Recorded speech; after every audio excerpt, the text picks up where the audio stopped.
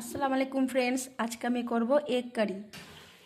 Egg কারি করার জন্য লাগবে এখানে পেঁয়াজ পেস্ট, টমেটো পিউরি, আদা রসুন কাঁচা লঙ্কা, নিয়েছি তেজপাতা, জিরে, একটা ডালচিনি, লাগবে পেঁয়াজ কুচি, এখানে নিয়েছি লবণ, হলুদ, লঙ্কার গুঁড়ো আর ভাজা মশলা।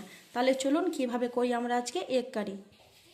কড়াইয়ে তেল গরম হয়ে গেছে, আমি একটা একটা করে সব ডিম ভেজে নিব।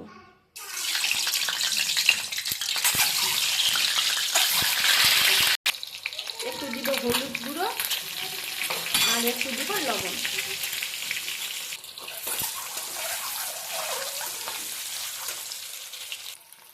এখানে ডিমগুলো আমাদের ভাজা হয়ে গেছে, আমি একটা একটা করে সব ডিম উঠিয়ে একটা পাত্রের মধ্যে উঠিয়ে রাখবো।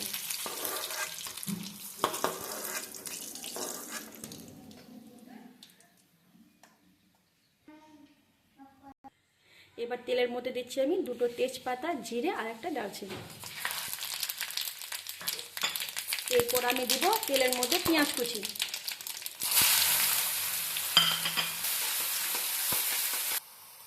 পেঁয়াজ ভাজা হয়ে গেছে, এর মধ্যে দেব আমি পেঁয়াজের পেস্ট।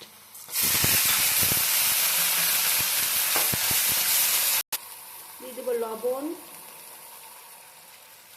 হলুদ, লঙ্কার গুঁড়ো আর দিব ভাজা মশলার গুঁড়ো। এবার সবকটাকে বেশ নাড়াচাড়া করে নেব। এখানে পেঁয়াজের পেস্ট ভাজা হয়ে গেছে, আমি দেব টমেটো পিউরি। এটাকে একটু নেড়ে চেড়ে নেব। সমস্ত মশলা ভাজা হয়ে গেছে, এবার আমি একটু জল দিব।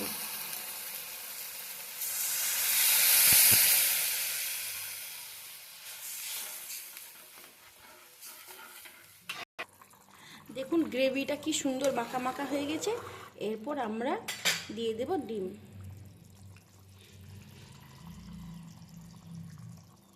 আর দিয়ে দেব কুচনো ধনেপাতা।